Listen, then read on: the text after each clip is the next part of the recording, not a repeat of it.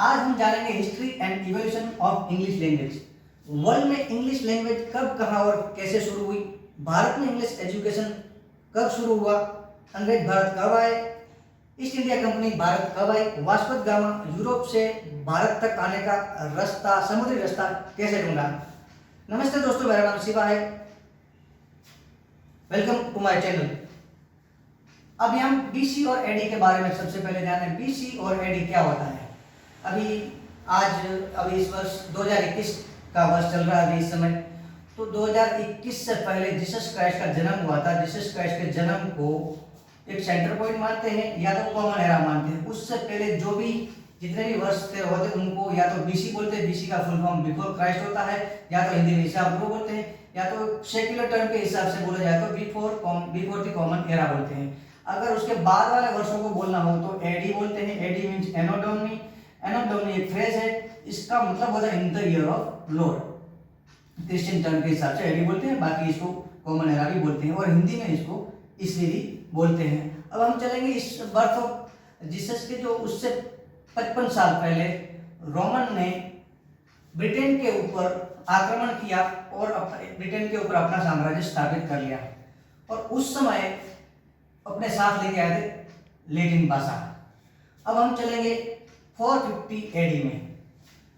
450 AD में यहाँ पे जर्मन की 3 ट्राइब्स थी, एंजल्स, ज्यूस और सैक्सन। इन तीनों ने ब्रिटेन के ऊपर आक्रमण किया और यहाँ माइग्रेट होकर यहाँ स्थायी रहने लगे। यहाँ स्थायी हो गए और यहाँ जो भाषा बोलने लगे तीनों की मिश्रित भाषा जो बोले जाने लगी उसको ओल्ड इंग्लिश नाम दिया गया। अब देखेंगे ओल्ड इंग्लिश इस प्रकार की है जो आप अगर पढ़ोगे तो भी आपको समझ में नहीं आएगी। उस समय ये ओल्ड इंग्लिश चला करती थी। अब चलेंगे 8वीं सेंचुरी में। 8वीं सेंचुरी में स्कैंडिनेवियन ने आक्रमण किया इंग्लैंड के ऊपर, उनके जो नॉर्वे, स्वीडन और डेनमार्क के लोगों ने, और वो भी यहाँ के स्थायी हो गए। और वो जब आए तब उसके साथ में ग्रीक लैंग्वेज लेके आए थे। इसके साथ ग्रीक लैंग्वेज और एक इंग्लिश में ऐड हो गई। अब चलते हैं हम 1066 एडी में। नॉर्मन इन्वेंशन ऑन इंग्लैंड हुआ। उनके वहाँ विलियम द कॉन्करर ने इंग्लैंड के सिंहासन पर कब्जा कर लिया और वो जब इंग्लैंड आए तब अपने साथ फ्रेंच लैंग्वेज लेके आए थे और इन्होंने अपने राज्य में फ्रेंच लैंग्वेज घोषित कर दिया। तो राजकाज की भाषा फ्रेंच बन गई। लेकिन लोग उस समय भी ओल्ड इंग्लिश को भूल नहीं पाए। पहले से प्रचलन में थी तो पहले से बोले जा रहे थे, तो ओल्ड इंग्लिश का कुछ प्रभाव कम नहीं पड़ा, उल्टा ही बढ़ा। तो आसपास के इंग्लैंड के आसपास के कंट्री में, व्यापार में, ट्रेड में ओल्ड इंग्लिश यूज होने लगी कम्युनिकेशन के लिए। उसके बाद 1350 से लेकर 1380 में इंग्लैंड का ज़्यादा प्रभाव हो गया। इंग्लैंड में फ्रांसीसी के बदले अंग्रेजी शिक्षा का माध्यम बन गई और 1362 में अंग्रेजी इंग्लैंड के राजदरबार की भी भाषा बन गई। अब 1399 में किंग हेनरी IV इंग्लैंड की राज सिंहासन पर बैठा और उसकी मदर टंग भी इंग्लिश थी। इसके कारण इंग्लिश का प्रभाव और बढ़ गया और 15वीं सदी के अंत तक मॉडर्न इंग्लिश की शुरुआत हो गई। जानेंगे भारत में इंग्लिश एजुकेशन कैसे आया। भारत में पोर्टुगीज, डच, ब्रिटिश और फ्रेंच ये कब आए, कैसे आए और क्यों आए। यूरोपियन लोगों को पता चला कि भारत नाम का देश कोई ईस्ट साइड में है जिसके मसाले बहुत फेमस है, वो डायरेक्ट भारत से खरीदना चाहते थे। तो उन्होंने भारत जाने का रास्ता ढूंढने की कोशिश करी। एक तो रास्ता था ये तुर्की होते इराक होते हुए इंडिया, लेकिन वहाँ पे ऑटोमन साम्राज्य होने के कारण इनको यहाँ जाने नहीं देते थे। दूसरा रास्ता था रशिया, चाइना, बर्मा होते हुए इंडिया जा सकते थे, लेकिन लंबा और खर्चीला जोखिम भरा होने के कारण ये रास्ता भी पसंद नहीं किया। तीसरा रास्ता उनको सोचा कि समुद्र के जरिए जा सकते, लेकिन समुद्र का किसी को भी पता नहीं था। तो उस समय 1492 में स्पेन से क्रिस्टोफर कोलंबस वो है भारत को ढूंढने निकल पड़ा। तो वहाँ ढूंढते यहाँ पहुंच गया, अमेरिका पहुंच गया। उसको लगा कि यही भारत है, लेकिन वास्तव में ये भारत नहीं था। उसके बाद बार्टोलोमेओ डियास आता है कि भाई ये तो भारत नहीं है, तो अमेरिका, भारत किस साइड है। तो यहाँ आते आते वो यहाँ तक आया, साउथ अफ्रीका के केप ऑफ गुड होप तक। उसके बाद उसका भी दिमाग नहीं चला कि इधर भी पानी है इधर भी पानी है, तो कहाँ होगा भारत, वो भी कंफ्यूज हो गया। उसके बाद 1498 में वास्को द गामा आता है। अब उसको पता चला भारत इस साइड नहीं, भारत नीचे ही, यहाँ तक आता है। यहाँ पे आके केप ऑफ गुड होप में साउथ अफ्रीका में यहाँ थोड़ा जांच करने लग जाता है, तो यहाँ एक उसको गुजराती व्यापारी मिल जाता है। कोई लोग बोलते हैं कि गुजरात अभी डेवलप हुआ है, अभी नहीं, गुजरात पहले से भी डेवलप था।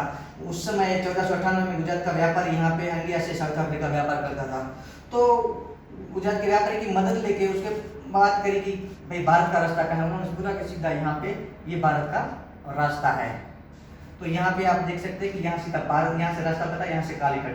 तो यहाँ पे वास्को द गामा सीधा 20 मई 1498 में कालीकट पहुंच गया। कालीकट में जमोरिन ने उसका स्वागत किया और जमोरिन को बोला कि मैं यहाँ मसालों के व्यापार के लिए आया हूँ। तो उन्होंने जमोरिन ने काफ़ी मसाले उनके भर के दिए और वही मसाले वहाँ पे यूरोप में ले जाके 64 गुना फायदा उसको मसालों पर मिला। उसके बाद वापस वो पोर्टुगीज यहाँ आते हैं, कोचिन में पहली फैक्ट्री डालते हैं, अपना पाँव पैर जमाते हैं। फिर वो बीजापुर के सुल्तान को हराकर गोवा में अपना साम्राज्य स्थापित कर देते 1510 में। उसके बाद Dutch east India company Bharat आती है और 1602 में भारत आती है और वो भी 1605 में मछलीपट्टनम में, 1616 में सूरत में अपनी फैक्ट्री स्टैब्लिश करती है। उसके बाद अंग्रेजों को पता चला कि भाई हम भी भारत के साथ व्यापार करें। तो 1599 में घूमते घूमते जॉन मिल्टन हॉल एक जेंटलमैन था, वाया लैंड रूट भारत आया। उसके बाद 1600 में रानी एलिजाबेथ ने ईस्ट इंडिया कंपनी को एक चार्टर दिया कि आप केप ऑफ गुड होप से ईस्टर्न साइड में आप जितने भी देश हैं उनके साथ आप व्यापार कर सकते हो। उसके बाद कैप्टन विलियम हॉकिंस भारत आया, सूरत आया। सूरत के बाद वहाँ पे उस समय का जहांगीर, मुगल एम्परर जहांगीर था, उसकी कोर्ट में आके बात करी कि मैं इंग्लैंड का राजदूत हूँ और हम लोग यहाँ पे व्यापार करना चाहते हैं। पहले साल तो 1608 में उनकी मुलाकात हुई। 1608 में तो उन्होंने उनको कोई परमिशन नहीं मिली, लेकिन कैसे भी करके उनको सौगात दी। 1609 में उनको जहांगीर को रिसा लिया और 1609 में जहांगीर ने सूरत में फैक्ट्री डालने की परमिशन दे दी। 1613 में पहली फैक्ट्री सूरत में बन गई। 1615 में फिर थॉमस रो आता है और एक फरमान लेता है जहांगीर से। तो जहांगीर उनको आंतरिक कर कम कर देने का, कर मुक्त करने का ऐलान कर देता है। उसके बाद आता है, उसके सामने एक, दोनों के सामने कंपटीशन होता है पोर्टुगीज और ब्रिटिश के बीच में। तो उसके सामने युद्ध होता है। फिर बैटल ऑफ स्वेल 1612 में होता है पोर्टुगीज और ब्रिटिश के बीच में। उसमें ब्रिटिश लोग जीत जाते हैं और पोर्टुगीज को खदेड़ देते हैं दीव, दमन और गोवा तक। 1612 के बाद पोर्टुगीज यहाँ पे ज़्यादा पावर में नहीं दिखते हैं, लेकिन पोर्टुगीज जब आए 100 साल तक तो यहाँ पे रहे, व्यापार किया गोवा में। और तब वो साथ में आइटम लाए थे, टोमेटो, पोटैटो और रेड चिली वगैरह चीज़ें लाए थे।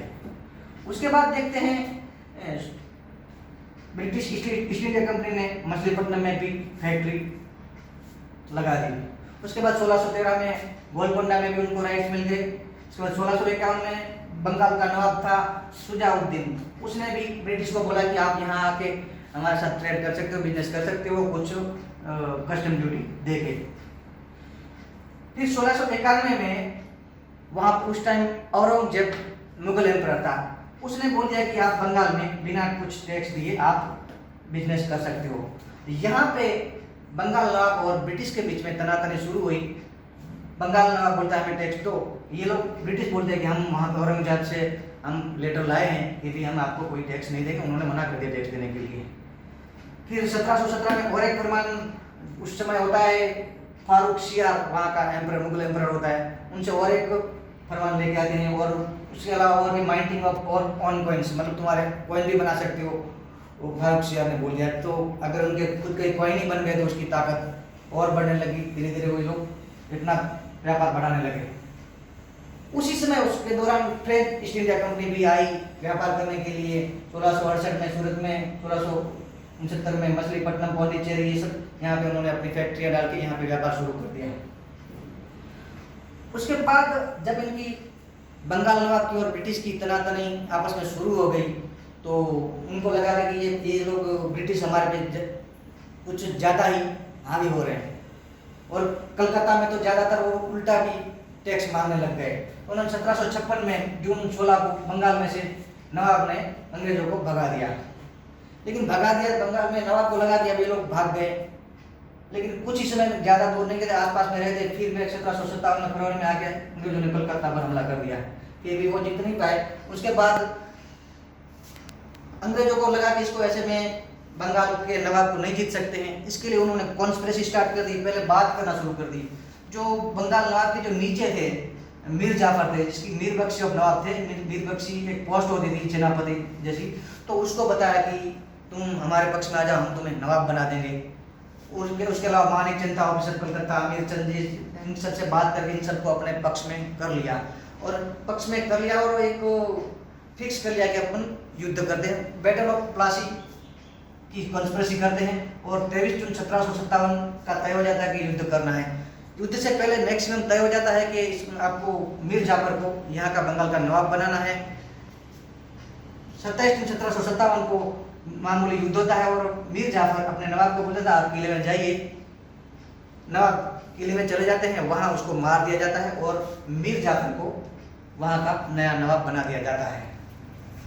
मीर जाफर नया नवाब बन जाने के बाद उसको पता है कि मैं ब्रिटिश की मदद से ही मैं यहाँ का नवाब बना हूँ, तो उनको उस समय ख्याल में 24 गुना परगना डिस्ट्रिक्ट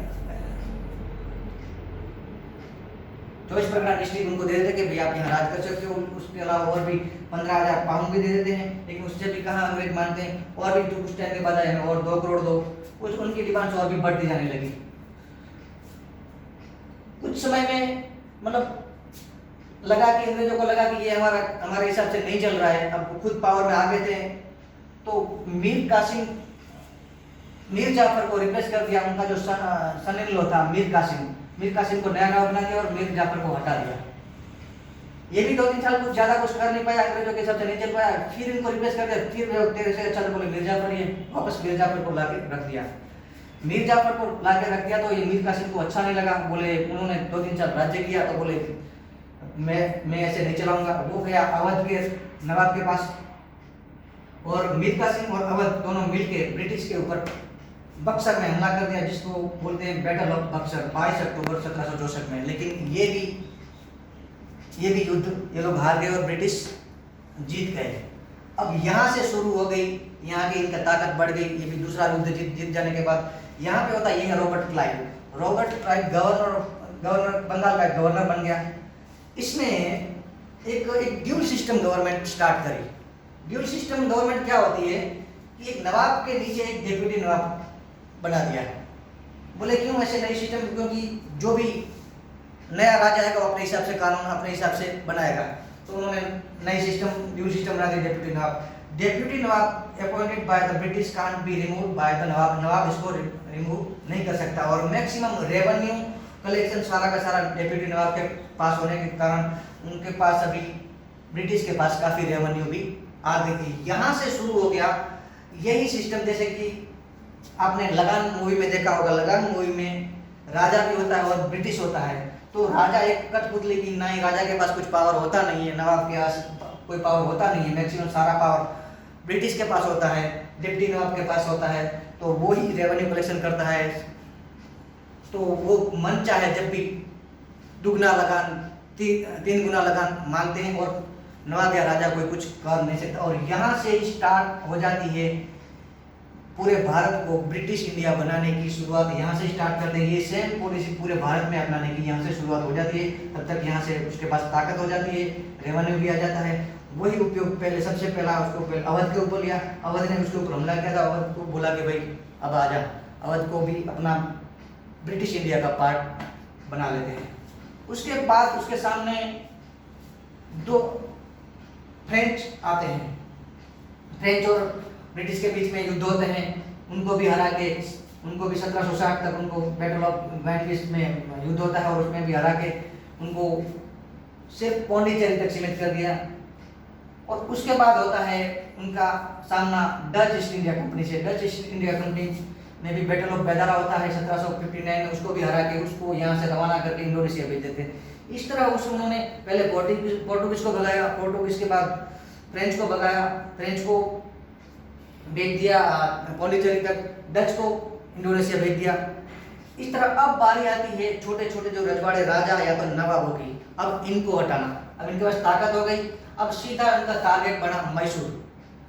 मैसूर को टारगेट करके वही सेम पॉलिसी बंगाल वाली, आसपास में जो फूट डालो और राज करो, उसमें एक दूसरे के दुश्मन, एक राजा के दूसरा राजा दुश्मन होता था, एक नवाब का एक दूसरे से नहीं बनती थी, जिससे नहीं बनती थी उनको अपने पक्ष में लेके सामने वाले के सामने युद्ध करके उनको ब्रिटिश इंडिया का पार्ट बना देना, इनकी पॉलिसी चालू हो गई।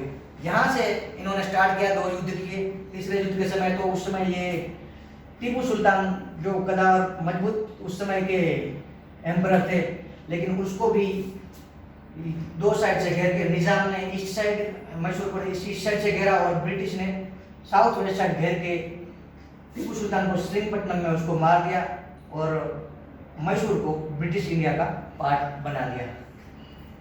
इसके बाद आगे चलते हैं, एंग्लो मराठा वार होता है। उस समय मुगल एम्परर के बाद अगर सबसे बड़ी शक्ति होती थी तो मराठा होती थी। मराठाओं में उस समय बाजीराव बल्लाड़ का भी बहुत बड़ा नाम होता था, बहुत बड़ी शक्ति होती थी, बहुत ताकतवर पेशवा थे। आपने सुना होगा बाजीराव मस्तानी मूवी, तो उसमें इनको दिखाया गया है, बहुत बड़ी शक्ति थे, लेकिन उनमें भी कई आपस में एक दूसरे पेशवाओं को नहीं बनती थी, उनका फायदा उठा के फूट डालो राज करो, एक दूसरे से कॉन्स्पिरेसी करके उनको भी 2-3 युद्ध करके मराठा को भी अपने कब्जे में कर लिया। उसके बाद आता है एंग्लो सिख वार। उस समय महाराजा रणजीत सिंह होते थे। महाराजा रणजीत आसपास के 10 प्रांतों के राजाओं को एकजुट बना के रख लेते हैं और इसके कारण अंग्रेजों की वहां हिम्मत नहीं बनती है। लेकिन जैसे ही महाराजा रणजीत की मृत्यु हो जाती है 1839 में, और इन लोगों ने उस समय उसका फायदा उठा के 1844 से 1846 में वार करके लाहौर ट्रीटी हुआ। उसके बाद दूसरे वार में पंजाब को भी, सिखों को भी अपने कब्जे में कर लिया। इस हिसाब से उन्होंने पूरा अपना ब्रिटिश एम्पायर खड़ा कर दिया। ब्रिटिश एम्पायर के बाद अभी उनकी चलेगी कि अब यहाँ ब्रिटिश इंडिया हो गया तो अभी एजुकेशन चलेगा, वो भी हमारे हिसाब से यहाँ से होता है इंग्लिश एजुकेशन का शुरुआत।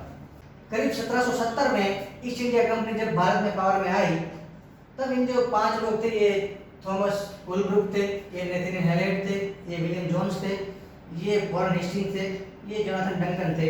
इन्होंने सर्वे किया और भारतीय कल्चर को पढ़ा कि भाई जो भारत में एजुकेशन कैसा चल रहा है, क्या चल रहा है। सर्वे करके निष्कर्ष निकाला कि जो भारत में एजुकेशन चल रहा है वो सही चल रहा है। तो उनको आगे बढ़ाते हुए 1781 में वॉरेन हेस्टिंग्स ने मदरसा की स्थापना करी कलकत्ता में, और 1791 में जोनाथन डंकन ने हिंदू कॉलेज, संस्कृत कॉलेज की स्थापना करी।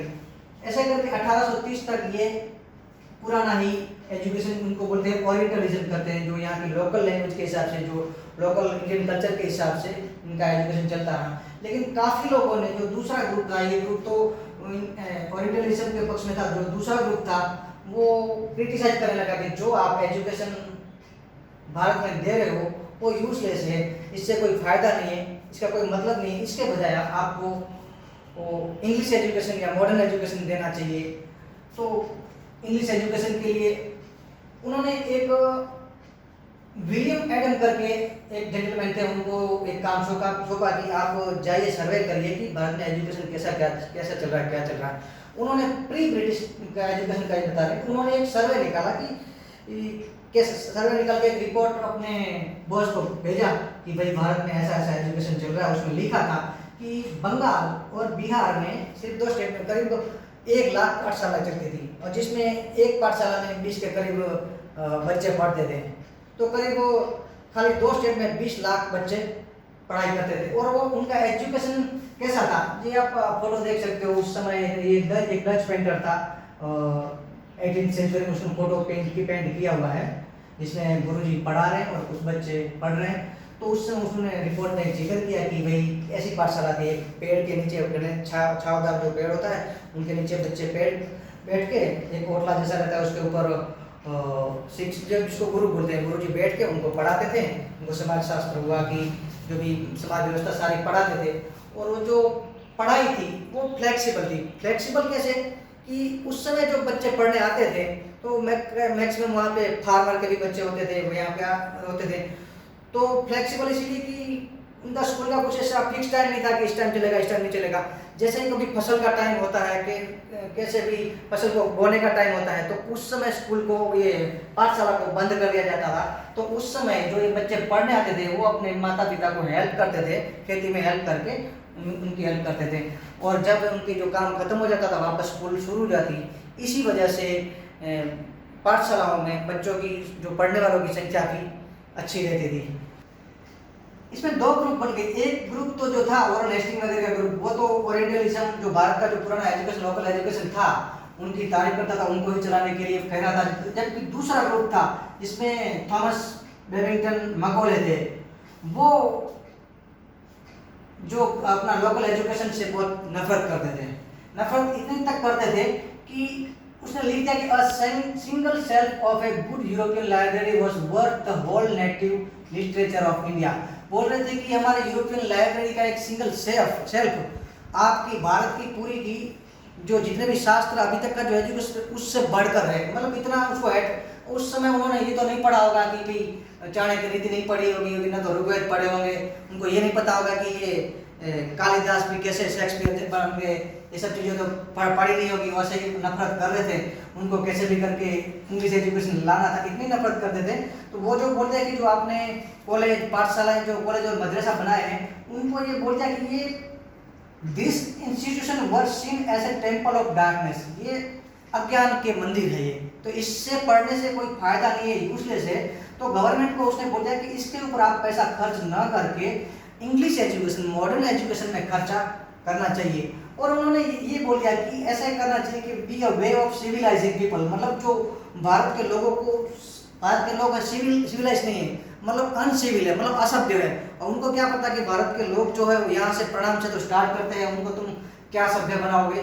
तो वो बोले कि changing their taste and value and culture, मतलब उनका टेस्ट चेंज कर दो, कल्चर चेंज कर दो। और भले दिखने में वो भारतीय लगे, लेकिन उनका जो दिमाग थॉट्स है वो अंग्रेज बन जाना चाहिए। और अंग्रेज बन जाना चाहिए, और ताकि तो आने वाले अगर फ्यूचर में लंबा रूल करना है कंपनी को या तो ब्रिटिश को, तो ये लोग हमारा इंग्लिश एजुकेशन को प्रेफर करें और इंग्लिश जो ब्रिटिश से कुछ सामान आता हो उनकी भी डिमांड करें। और अगर हम इंग्लिश एजुकेशन देते हैं तो सिलेबस भी हमारे हिसाब से गवर्नमेंट के हिसाब से रहेगा, और उस सिलेबस में हम ऐसा ही उस सिलेबस में ऐसा ही लिखा जाएगा कि जो अंग्रेज कर रहे हैं वो सही कर रहे हैं, अंग्रेज बढ़िया कर रहे हैं, ताकि फ्यूचर में कभी वो बगावत ना करें। तो ऐसे करके उन्होंने एक उस समय गवर्नर जनरल ऑफ इंडिया होते थे विलियम बेंटिक, उनको एक पत्र सौंपा जिसका नाम था, वो नाम मकौले माइन्यूट नाम से जाना गया। और उसी टाइम से उनको ये पसंद आ गया और उनको उसी समय से इंग्लिश एजुकेशन एक्ट ऑफ 1835 पास हो गया। और उसी समय से कॉलेज से हायर ऊपर एजुकेशन में, कॉलेज और कॉलेज के ऊपर में हायर एजुकेशन में इंग्लिश एजुकेशन शुरू हो गया। उसके बाद सीधा आ गया चार्ल्स वुड का डिस्पैच आ गया। 1854 में एक चार्ल्स वुड करके आए, उन्होंने भी एक अपना डिस्पैच दिया जिसका नाम चार्ल्स वुड डिस्पैच रखा गया। उन्होंने बोला कि सिर्फ अभी हायर एजुकेशन में तो इंग्लिश एजुकेशन है, लेकिन हमें लोअर एजुकेशन में भी इंग्लिश एजुकेशन लाना है। लोअर एजुकेशन में क्या किया, लोकल एजुकेशन भी थोड़ा रखा और इंग्लिश एजुकेशन को भी प्रेफर दिया। और तब से 1854 से लोअर एजुकेशन भी स्टार्ट हो गया। उसके बाद बॉम्बे, चेन्नई और कलकत्ता में यूनिवर्सिटी की भी स्थापना हो गई। उसके बाद देखते हैं कि महात्मा गांधी जी और ये रविंद्रनाथ टैगोर जी की ये पिक्चर है। तो उस समय बोलते थे कि उनको ये लगा कि इंग्लिश एजुकेशन हैज इनसर्व्ड अस, मतलब जो इंग्लिश एजुकेशन जो दे रहे हैं ये हमें गुलाम बना रहा है। तो रविंद्रनाथ टैगोर जी का ये कहना था, उन्होंने भी एक शांति निकेतन की स्थापना करी थी। बोले हमें पता है कि वो चला रहा है। तो उसके बाद से एक राष्ट्रवाद की नेशनल एजुकेशन भी स्टार्ट हुई। और उन्होंने टैगोर जी ने भी कहा कि भी हमें हमारा नेशनल एजुकेशन भी होना चाहिए और उसके अलावा इंग्लिश एजुकेशन का भी हमें फ़ायदा उठाना चाहिए। उसके बाद देखते हैं कि हमारे अभी हाल फिलहाल में देखते हैं तो अब इंग्लिश, एक साइड से इंग्लिश एजुकेशन भी है, एक साइड से हिंदी एजुकेशन है, और दोनों का मर्ज करके एक इंग्लिश बन गया, हिंदी और इंग्लिश मिलके इंग्लिश बन गया। आज हम ना चाहते हुए भी हिंदी के अंदर इंग्लिश के वर्ड अपने आप घुस जाते हैं, हमें पता भी नहीं होता और इंग्लिश के वर्ड घुस जाते हैं। जैसे कि एक आप पिक्चर देखते हैं, लगान मूवी का है, लगान मूवी में आमिर खान का नाम भुवन होता है, तो उसमें क्रिकेट का भी काफ़ी एक रोल आता है। तो उसमें जब बोलते हैं कि रन को दौड़, आज हमें पता ही नहीं है कि रन का हिंदी शब्द जो है दौड़ है, अंपायर को निर्णायक होते हैं। जैसे उस समय बोलते थे कि भुवन की 50 दौड़ पूरी हुई, 50 रन पूरे होते हैं, लेकिन बोला जाता है कि 50 दौड़ पूरी हुई। अभी अंपायर को निर्णायक हो जाता है। अभी समझो कि हम IPL की कमेंट्री सुनते हैं, तो कमेंट्री में पहले वो इंग्लिश कमेंट्री भी होती है और हिंदी भी होती है। जब हिंदी आती है तब वो कमेंट्री चाहता है कि हम कमेंट्री हिंदी में करूं, थोड़ी देर तक तो हिंदी में कमेंट्री देता है। जैसे कि महेंद्र सिंह धोनी बल्लेबाजी करने आ रहे हैं, बल्लेबाजी तो हिंदी वर्ड आ गया, हरभजन सिंह गेंदबाजी कर रहे हैं, इतना तो हिंदी आ गया। उसके बाद वापस इंग्लिश स्टार्ट हो जाती है।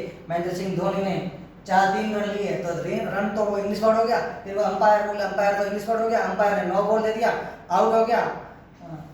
ऐसे करके न चाहते हुए भी हमारे जीवन में इंग्लिश के वर्ड हमारी जीवनचर्या में घुस जाते हैं। ऐसे काफ़ी वर्ड्स आप देखेंगे कि हम बोल नहीं पाएंगे कि हमारे ये कंप्यूटर को संगणक बोलते हैं।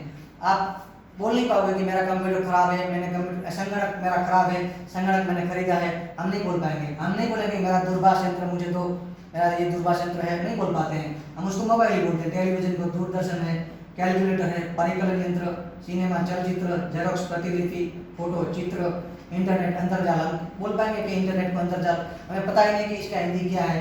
इंटरव्यू, साक्षात्कार, एम्बुलेंस, रूमवाहिनी, सेल्फी, खुद की तस्वीर लेना, टाई है, कंठ लंगोट, हम बोल पाएंगे कि मेरी टाई, मेरा कंठ लंगोट ठीक कर दो, उसको टाई ही बोलना पड़ता है। अनजाने में हमें हमारी भाषा में इंग्लिश के वर्ड आ गए। और इंग्लिश लैंग्वेज में भी काफ़ी लैटिन के भी वर्ड लिए हैं उसने, और फ्रेंच के भी लिए हुए, ग्रीक के भी लिए हुए। ऐसे संस्कृत से भी कैसे लिया है, ये मात्रा लिया, मात्रा को उसने बना के मदर बना दिया, भ्रातृ से लिया उसको ब्रदर बना दिया, त्रिकोणमिति को ट्राइगोनोमेट्री बना दिया, ज्यामिति लिया संस्कृत, उसको ज्योमेट्री बना दिया। जैसे द्वार है, द्वार से डोर ले लिया। ऐसे हिंदी के भी काफ़ी वर्ड ले लिए, बंगलो, जंगल, योगा, गुरु, लूट। ऐसे हमारे जीवन में ऐसे घुस गया कि हम ऐसे ही नॉर्मली ही बोल देते हैं कि अरे टेंशन मत ले यार, तो टेंशन तो इंग्लिश वर्ड हो गया, मत ले यार हिंदी हो गया। अरे बोले टाइम क्या हुआ, तो टाइम इंग्लिश वर्ड हो गया, क्या हुआ हिंदी हो गया। ऐसे हमारे में इंग्लिश हो जाता। अभी तो व्हाट्सएप की जो लैंग्वेज चलती है वो तो इस टाइप से चल रही, ओ क्या चल रहा है, और का OR हो गया, क्या का KY हो गया, चल का CHAL, रहा का ऐसे हो गया। मतलब ऐसे करके हमारे जीवन में ये इंग्लिश आ गई है। आपको वीडियो अच्छी लगी होगी तो जरूर चैनल को सब्सक्राइब करें, वीडियो को लाइक शेयर करें। Thank you for watching.